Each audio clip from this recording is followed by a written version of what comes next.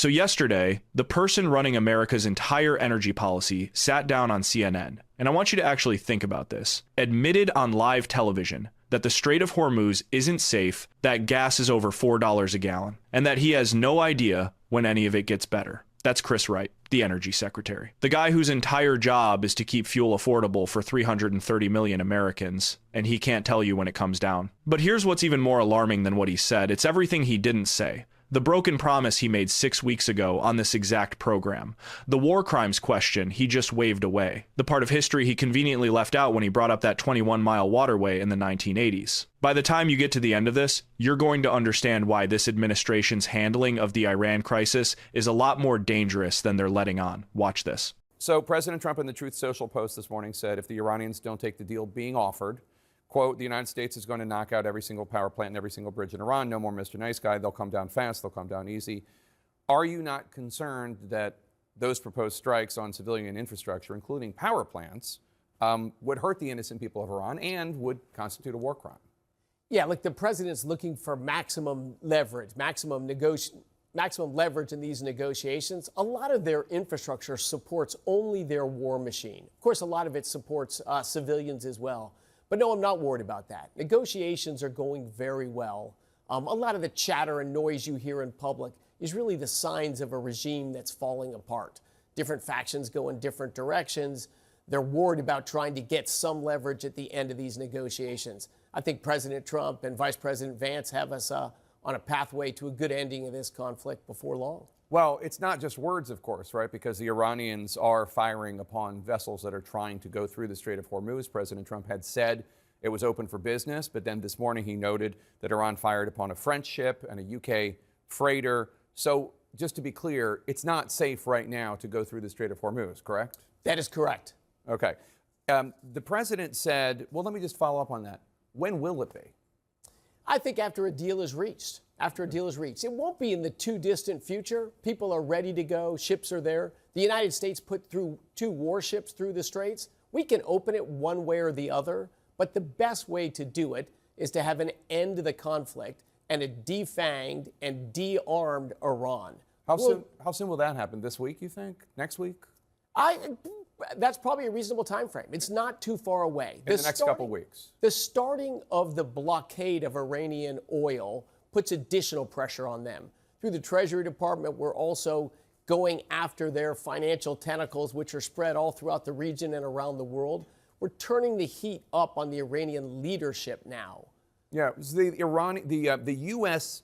blockade against Iranian ships going through the Strait of Hormuz. Iran says that is why the deal to open the Strait of Hormuz has not been agreed upon, because as long as the U.S. is doing that, they're not going to open the Strait of Hormuz. So should the U.S.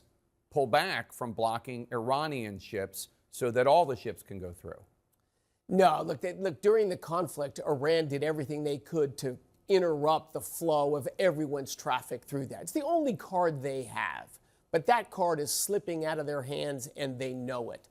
So no, right now we are on maximum pressure campaign on Iran. They're not going to sell any more products abroad through the Straits of Hormuz, and the financial and banking sanctions on them are biting hard. But it's also hurting not just when the U.S. blockades their oil, and they continue to keep the Strait of Hormuz closed. That hurts everyone. It hurts the U.S. It hurts the global economy. I mean, the president said today the U.S. loses nothing with the strait is closed, but gas prices have surged more than $1 a gallon for regular unleaded just since the war began. So it's not true, right? I mean, the U.S. does lose something. Putting this 47-year conflict to an end and preventing Iran from getting nuclear weapons, of course, has come with short-term disruption. I think we've managed it fantastically, though. Here we are in the middle of the largest interruption in flow of energy ever, and gasoline prices peaked a week ago, about $1 below the peak during the Biden administration, and that was just a Biden administration attack on the oil and gas industry. So when you were on the show March 8th, I asked you when gas prices would go under $3 a gallon for regular unleaded. You said, quote, in the worst case, this is this is not a month's thing. That was 6 weeks ago, so we're still within the weeks realm, but we're 2 weeks away from the month's thing. When do you think it's realistic for Americans to expect that gas will go back to under $3 a gallon? I don't know. That could happen later this year. That might not happen until next year. But prices have likely peaked, and they'll start going down. Certainly with a resolution of this conflict, you'll see prices go down. Prices across the board on energy prices will go down. But it might not be under $3 a gallon until 2027. Under $3 a gallon is pretty tremendous in an inflation-adjusted terms. We had that in the Trump administration, but we hadn't seen that in inflation-adjusted term for quite a long time. We'll get back there for sure. Who's leading the delegation to Islamabad tomorrow? Do we know? The vice president's been leading the negotiations from the start. Okay. President Trump previously said with Iran there were very good conversations going on, but the top Iranian negotiator told state TV in Iran that the two sides are still far from a final agreement. You think that you're optimistic there will be a deal sometime this week or next? Yeah, I think you'll see a deal in the near future. I don't know the exact time frame, but we'll see a deal in the near future. Remember, their regime is fragmenting. They've got two things they've got to solve. They've got to solve the conflict from the United States. I think they know what it's going to take to end that conflict with the United States. And they're trying to stay in power themselves. The regime is breaking up into different factions. We don't know where Iran ends after this. So you noted that this closing the Strait of Hormuz is really the only card that the Iranians have. What's to stop them from playing that card some other time? I mean, I don't understand what can be negotiated that would prevent them from just doing this anytime they want. I mean, they did this in the 80s. Right. So yes, given their geography along that coastline, they're always a threat, which is why you need to massively change the Iranian regime. Getting them to end their nuclear program in an agreement with the United States, many other things they will have to swear off, and we will have leverage over them continued going forward. If they ever interrupt with the Straits of Hormuz, we'll stop the flow of all their energy, we'll stop the flow of funds into their country. So if they do it again, we'll have another blockade on them. Absolutely. On Wednesday, the Treasury Secretary, Scott Bessent, said the U.S. would not extend the pause on sanctions on Russian oil that had been. There was a pause on those sanctions so as to help the international global economy when it comes to fuel. But just 2 days later, they did do that. They did extend the pause on sanctions on Russian oil. So what changed?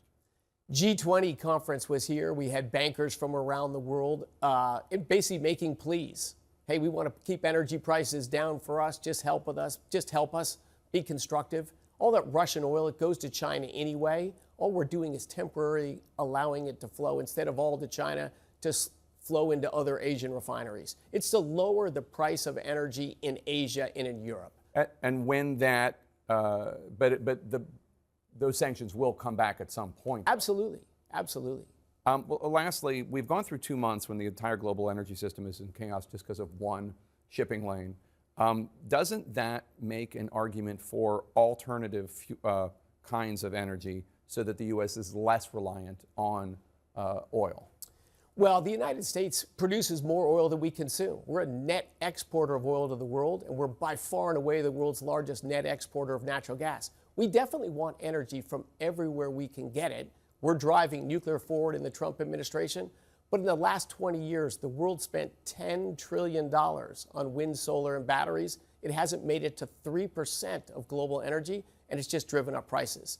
Let's start with the war crimes question, because the defense you just heard has a name in international law, and I want you to understand something the interview didn't address. The U.S. has spent years formally condemning Russia for doing to Ukraine's power grid exactly what the president is threatening to do to Iran's. In 2022, Chairman of the Joint Chiefs of Staff Mark Milley told reporters that the deliberate targeting of the civilian power grid, causing excessive collateral damage and unnecessary suffering on the civilian population, is a war crime.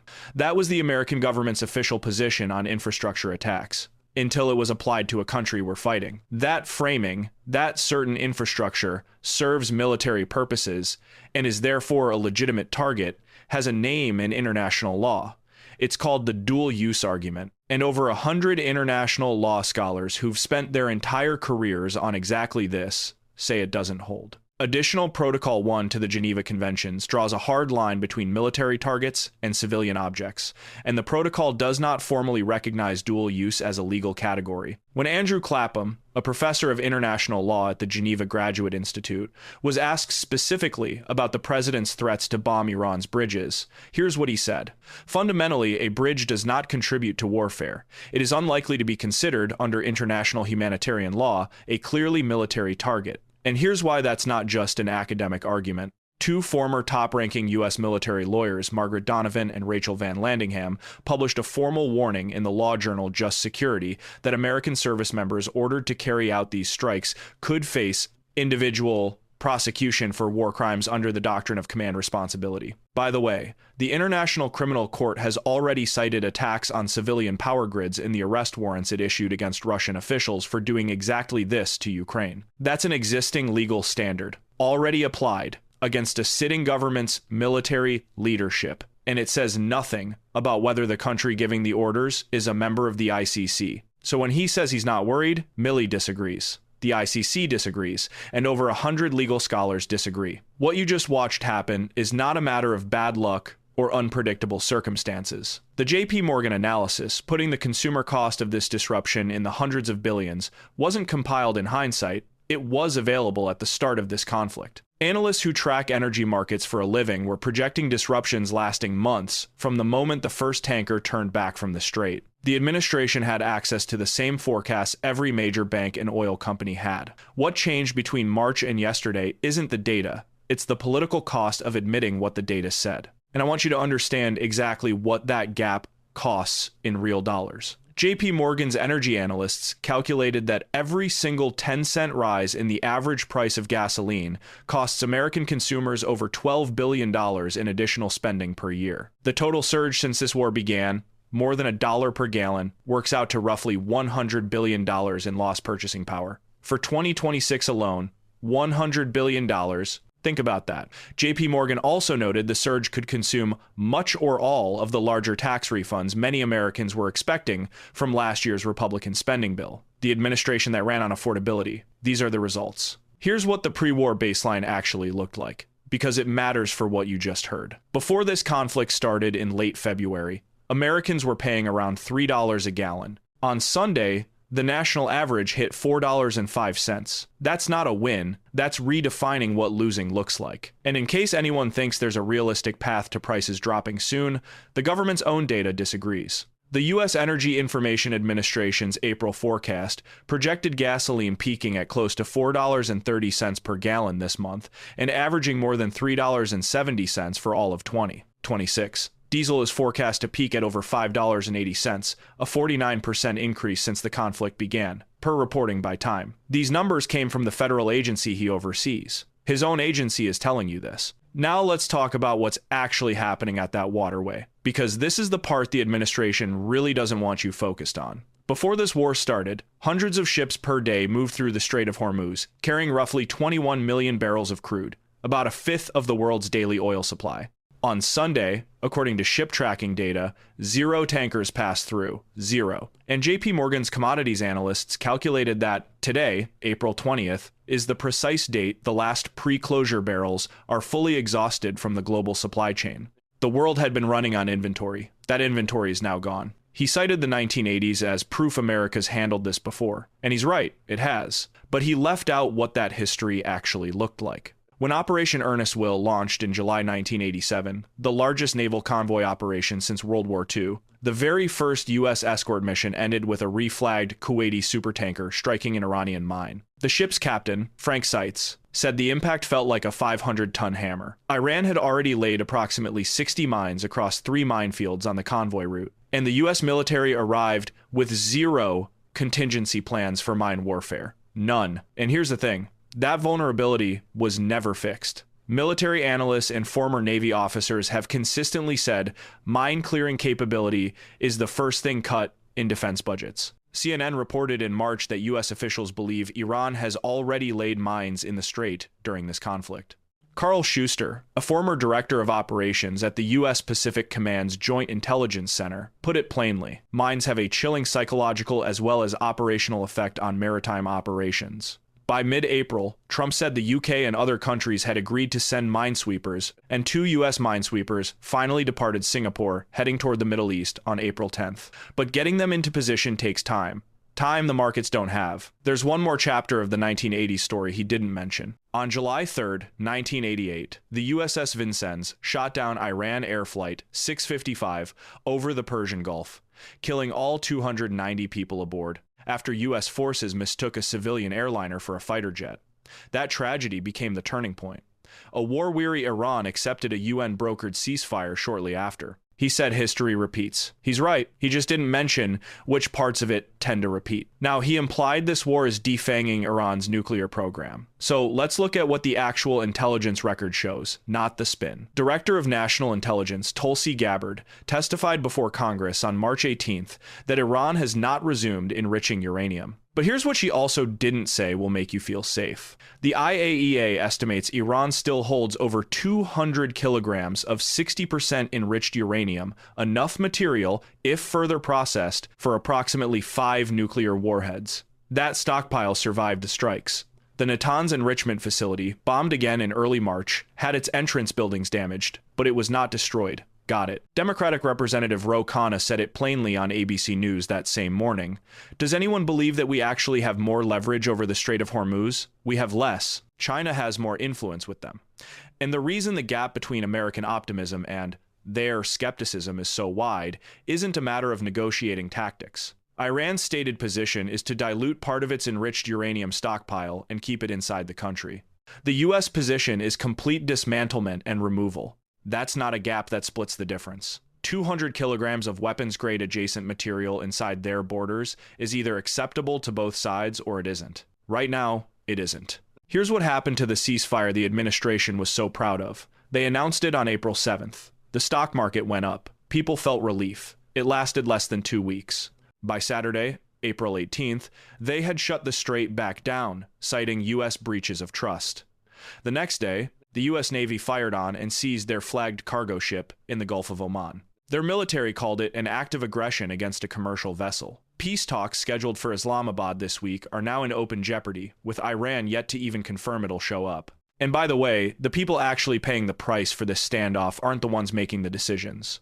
Iran's political leadership is insulated from consumer fuel costs. The administration has, so far, avoided the kind of domestic political collapse that would force a change in strategy. The people absorbing the real cost are American drivers, Gulf state oil exporters, and Asian manufacturing economies that depend on Gulf crude to keep their factories running. In every coercive standoff, the party that can hold out longest tends to win. The administration has never publicly answered the question of whether the American consumer can hold out longer than their regime.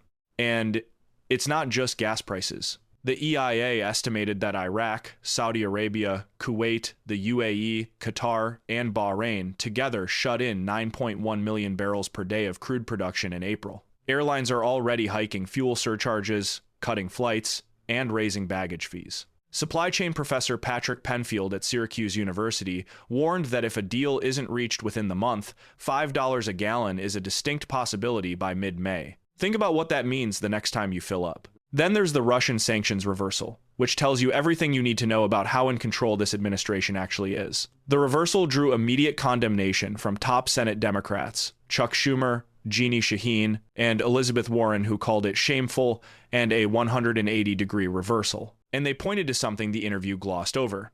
Russia's oil revenues had nearly doubled in March alone as a direct result of the Iran war disruptions. The administration extended sanctions relief on the country responsible for the largest land war in Europe since World War II, because its own war had made Russian oil too valuable to leave off the market. So the administration that promised maximum pressure on adversaries handed Putin a second month of sanctions relief, while their own war was paying for it. No lie. The irony of his rebuttal on alternative energy is what it actually reveals about the argument he was trying to win. Set aside what years of policy obstruction have done to clean energy deployment in this country. Set aside nuclear, which this administration claims to support. Even accepting those numbers entirely, what was just described on that program is a global economy that built itself around a single choke point, where one conflict can paralyze supply chains and every economy that depends on them. The case for diversification didn't get weaker after this. It became undeniable. Here's where all of it lands. Yesterday, an energy secretary sat down on CNN and admitted that a critical waterway is unsafe,